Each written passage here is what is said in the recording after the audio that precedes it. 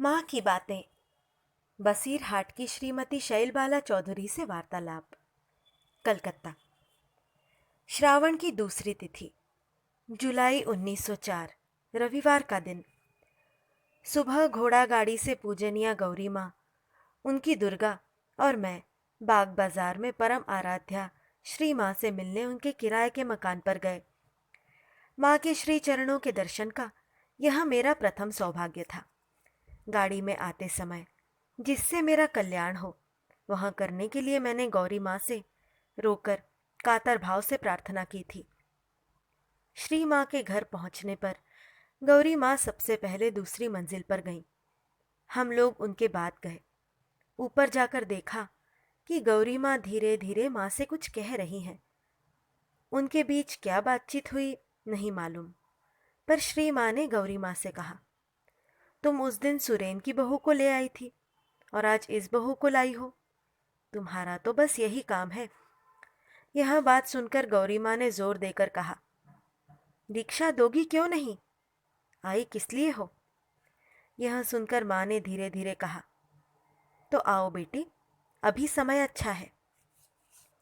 बाद में दुर्गा को लेकर माँ पूजा के कमरे में चली गई और दरवाजा बंद कर दी। गौरी माँ और मैं बरामदे में खड़े रहे। दुर्गा की दीक्षा हो गई। थोड़ी देर बाद वह बाहर आई। इस बार मैं पूजा के कमरे में गई। माँ भीतर ही थी। मेरे अंदर जाने पर दरवाजा बंद कर दिया गया। गौरी माँ और दुर्गा बाहर बरामदे में रहीं। माँ ने मुझे पूजा के आसन पर बिठाया और मुझसे ठाकुर की पूजा कराई। दीक्षा देने के पहले उन्होंने पूछा, तुम लोगों के कुलगुरु हैं? मैंने कहा, हैं। माँ ने कहा, फिर से उनसे दीक्षा तो नहीं लोगी? मैंने कहा, नहीं। बाद में कमरे के अंदर से ही गौरी माँ से उन्होंने पूछा, गौरदासी, किस देवता का मंत्र दूं? गौरी माँ के परामर्श से मेरी दीक्षा हुई। मैं पहले से ही जप करती थी। माँ ने मुझे जप करने को कहा, पर उस समय मेरे शरीर और मन की अवस्था ऐसी हो गई कि मैं जप न कर सकी। माँ ने स्वयं मेरा हाथ पकड़कर जप करवाया। तत्पश्चात पूजा के कमरे का दरवाज़ा खोला गया। गौरी माँ अंदर आई और मुझसे माँ के चरणों में फूल चढ़ाने को बोली। मैंने वैसा ही किया।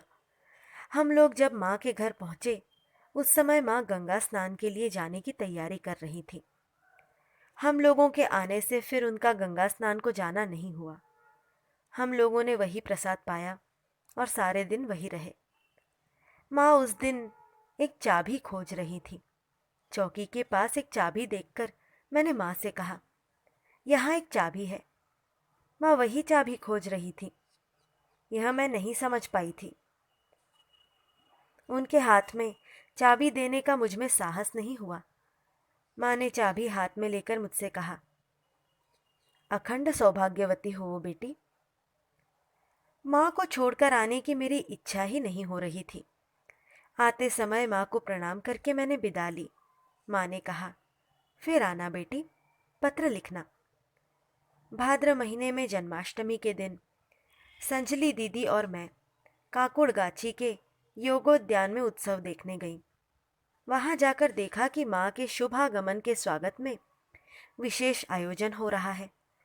पूजा के कमरे के पास उनके बैठने के लिए एक स्थान अच्छी तरह घेर कर रखा गया है। माँ आएंगी, उनका दर्शन प्राप्त होगा। यह सोच सोचकर मन में अत्यंत आनंद होने लगा। माँ के आने पर शोरगुल मच गया। रास्ते में नया कपड़ा बिछाया गया। शंख बजने लगे। उस कपड़े पर से चलकर माँ आई। साथ में लक्ष्मी दीदी भी थी। माँ को देखने के लिए बहुत से लोग उतावले हो गए। हम लोग भी उनका दर्शन करने के लिए उस ओर चले। देखा, माँ स्थिर भाव से चली आ रही हैं। उनके चेहरे पर घूंघट था।